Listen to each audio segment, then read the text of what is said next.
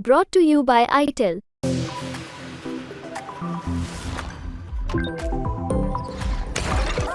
अरविंद केजरीवाल को लोकसभा चुनाव से ठीक पहले ही क्यों गिरफ्तार किया गया? ये सवाल हम नहीं, सुप्रीम कोर्ट ने पूछा है ईडी से। मैंने वही टाइमिंग वाली बात जो आम आदमी पार्टी पहले दिन से पूछ रही है। आज यानी 30 अप्रैल को दिल्ली शराब नीति मामले में अरविंद केजरीवाल की गिरफ्तारी और उनकी ईडी रिमांड को चुनौती देने वाली याचिका पर सुप्रीम कोर्ट में सुनवाई चल रही थी। आज कोर्ट के अंदर क्या क्या हुआ, ईडी ने क्या जवाब दिया और इस केस में अब तक क्या अपडेट्स आए हैं, आइए विस्तार से समझते हैं। इंडिया टुडे की कन्नू सारदा की रिपोर्ट के मुताबिक सुनवाई कर रही बेंच में शामिल जस्टिस संजीव खन्ना ने कहा, आजादी निहायत ही जरूरी है, आप इससे इनकार नहीं कर सकते। आखिरी सवाल गिरफ्तारी के समय से संबंध रखता है, जिसका जिक्र उन्होंने किया है कि गिरफ्तारी लोकसभा चुनाव से ठीक पहले ही क्यों हुई। कोर्ट ने ईडी से यह भी कहा कि कार्रवाई के शुरू होने और कुछ समय बाद बार बार नई शिकायतों के दायर होने के बीच लग रहे समय को लेकर भी जवाब दे।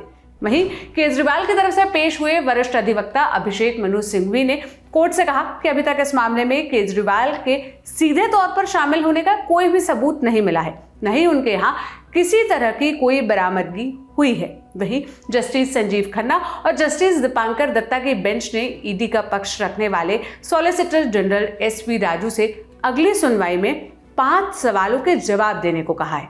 क्या है वो 5 सवाल, आइए एक एक कर समझते हैं। कोर्ट ने ईडी से पूछा है, न्यायिक कार्रवाई के बिना क्या आप आपराधिक कार्रवाई शुरू कर सकते हैं? इस मामले में अब तक कुर्की की कोई कार्रवाई नहीं हुई है और अगर हुई है तो बताएं कि केजरीवाल इसमें कैसे शामिल हैं। दूसरा सवाल, मनीष सिसोदिया के मामले में पक्ष और विपक्ष में तर्क है, हमें बताएं कि केजरीवाल का मामला कहां है। तीसरा सवाल, पीएमएलए की धारा 19 के तहत सच साबित करने की जिम्मेदारी जांच एजेंसी माने ईडी पर है, न कि आरोपी पर। वहीं इसी कानून के धारा 45 के तहत यह जिम्मेदारी आरोपी पर आ जाती है। हम इसे कैसे देखें?